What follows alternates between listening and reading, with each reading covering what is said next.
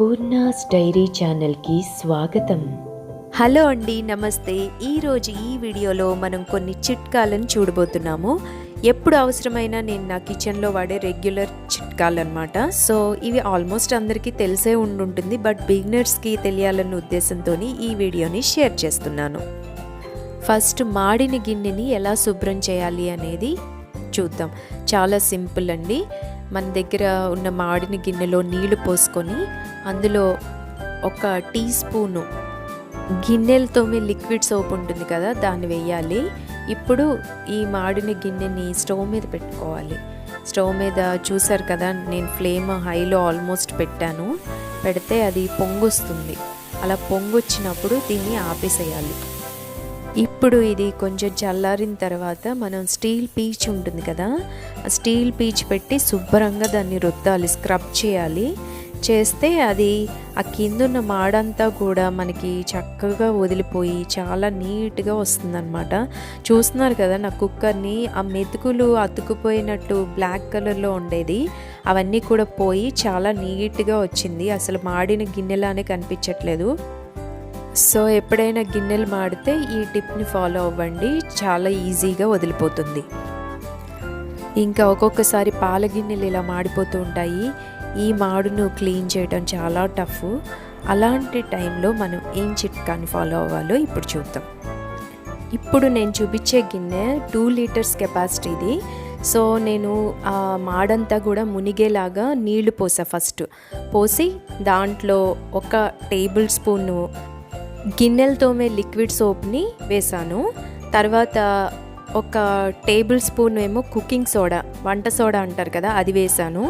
తర్వాత 2 నిమ్మకాయ చెక్కలు, అంటే ఒక నిమ్మకాయని 2 చెక్కల్లా చేసి వాటిని కూడా వేసి స్టవ్ మీద పెట్టాను. ఇప్పుడు సో ఈ స్టవ్ మీద పెట్టినప్పుడు మనకి కొంచెం సేపు అయ్యేసరికి మనం గరిటెతో కింద అడుగుని తిప్పుతున్నప్పుడు ఆ అడుగునున్న మాడంతా కూడా ఊడి వచ్చేస్తుంది, గిన్నె నుంచి విడిపోయి ఊడి వచ్చేస్తుంది అనమాట. ఆ వేడి నీళ్ళ వల్ల మనం కలిపిన ఈ నిమ్మకాయ సోడా తర్వాత ఈ లిక్విడ్ సోపు వీటి వల్ల.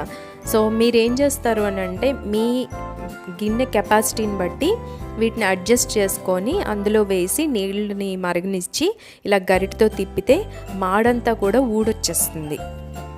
ఇప్పుడు ఈ నీళ్ళని పారబోసుకున్నాక దాంట్లో కొంచెం మళ్ళీ లిక్విడ్ సోప్ వేసుకొని దాన్ని స్క్రబ్బర్తో చక్కగా క్లీన్ చేసేసుకోండి. చూసారు కదా, చాలా ఈజీగా వదిలిపోతుంది. గిన్నెంతా కూడా స్క్రబ్ చేసేసుకున్నాక దాన్ని శుభ్రంగా నీళ్ళతో కడిగేసుకోండి.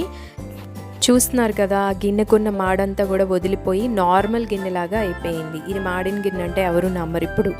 సో మీరు కూడా ఎప్పుడైనా ఇలాంటి అవసరం వచ్చినప్పుడు ఈ టిప్ని వాడండి, ఇది బాగా పనిచేస్తుంది. జనరల్గా పచ్చిమిర్చిని తెచ్చినప్పుడు అవి నిల్వ ఉండకుండా కుళ్ళిపోతుంటాయి.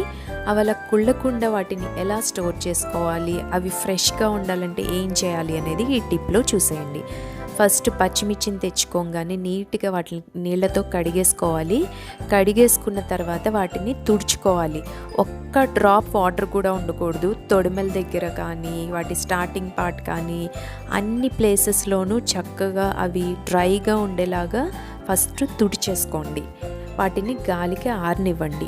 ఇలా డ్రై చేసుకున్నాక వాటి తొడిమెలు తీసేసుకొని వాటిని ఒక మంచి డబ్బాలో, అంటే పొడిగా ఉన్న డబ్బాలో టిష్యూ పేపర్ని వేసి అవి వేసుకొని మూత పెట్టుకొని ఫ్రిడ్జ్లో పెట్టుకోవాలి. ఇప్పుడు ఆ పచ్చిమిర్చి 10 రోజులైనా కూడా పాడవదు. సో ఇప్పుడు పప్పులని ఎలా నిల్వ చేయాలి అనేది చూద్దాం. జనరల్గా పప్పులు ఎక్కువ క్వాంటిటీ కొంటే పురుగు పట్టేస్తుంది. సో అలా కాకుండా ఫ్రెష్గా ఉండడానికి ఏం చేయాలో చూద్దాం. ఫస్ట్ పప్పుని తీసుకొని ఒక బాండీలో వేసుకొని వాటిని చక్కగా వేయించుకోవాలి. అంటే వేడి తగలాలి దానికి. ఆ వేడి మీద దీన్ని ఒకసారి పైనుంచి కిందకి, కింద నుంచి పైకి కలుపుకుంటూ వేయించుకోవటం వల్ల ఆ పప్పు లోపల ఉన్న తేమంతా కూడా డ్రై అయిపోతుంది. దానివల్ల పప్పు పాడవటం అనేది జరగదు.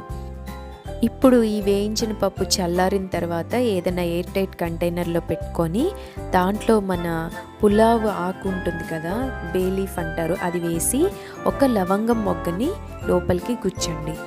ఇలా మనం వేయించుకొని చల్లార్చిన తర్వాత మన ఎయిర్ టైట్ కంటైనర్లో పెట్టుకొని ఇలా బే లీఫ్, ఈ క్లోవ్ పెట్టిన పప్పు 6 నెలలైనా కూడా ఫ్రెష్గా అప్పుడే కొన్న పప్పులాగా ఉంటుంది. రైస్ కుక్కర్ గురించి అందరికీ తెలుసు, అందులో రైస్ వండుకుంటాము, కూరలు వండుకుంటాము. బట్ రైస్ కుక్కర్ని ఈ రీహీట్కి తర్వాత ఇడ్లీ వేసుకోవటానికి వాడుకుంటే చాలా తొందరగా అయిపోతుంది. అండ్ అవేవి మాడకుండా ఫ్రెష్గా ఉంటాయన్నమాట. మామూలుగా మనం కుక్కర్లో పెడితే ఒక విజిల్ వచ్చాక ఆపేయాలి ఇలా ఉంటుంది కదా. బట్ రైస్ కుక్కర్లో మనం కనుక ఇవన్నీ పెడితే ఆటో ఆఫ్ అయిపోతుంది కాబట్టి అవి మాడిపోతాయి అనే ప్రసక్తే ఇందులో ఉండదు. ఇప్పుడు నేను మీకు క్యాస్రోల్కి సంబంధించి ఒక చిన్న చిట్కాని చెప్పబోతున్నాను.